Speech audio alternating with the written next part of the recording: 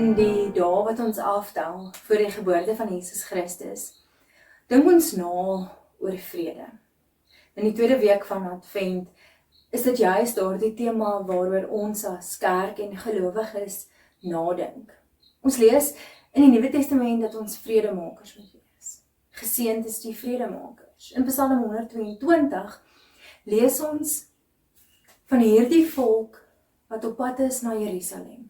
Op pad is na die huis van God, want is daar en na die huis van God waar hulle vrede ervaar. Waar hulle in daardie oomblik is, waar God teenwoordig is, in aanbidding is, en in daardie teenwoordigheid van God ervaar hulle vrede.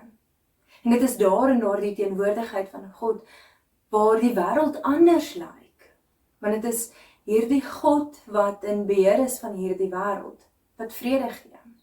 En is hierdie vrede wat ons uitleef ook in hierdie tyd. Ons word opgeroep om na te dink oor hierdie vrede wat ons ervaar wanneer ons as gelowiges in God se teenwoordigheid is. Ons lewe in 'n wêreld waar daar maar wel partykeer chaos is en waar dit partykeer de mekaar is. Maar ten spyte van dit en dit wat in ons lewens gebeur, ervaar ons vrede want die God van vrede gee sy seën in vrede sodat ons daai vrede kan ervaar.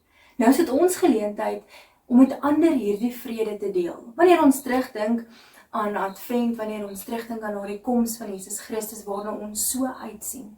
En wanneer ons terugdink aan die geboorte van Jesus Christus, dan dink ons aan daardie vrede wat ons ervaar wanneer ons in God se teenwoordigheid is. Daai vrede wat ons ervaar wanneer ons as 'n geloofsgemeenskap, Christene en gelowiges, saam met mekaar is. En daardie vrede wat ons in hierdie Kerstyd vir iemand anders kan gee.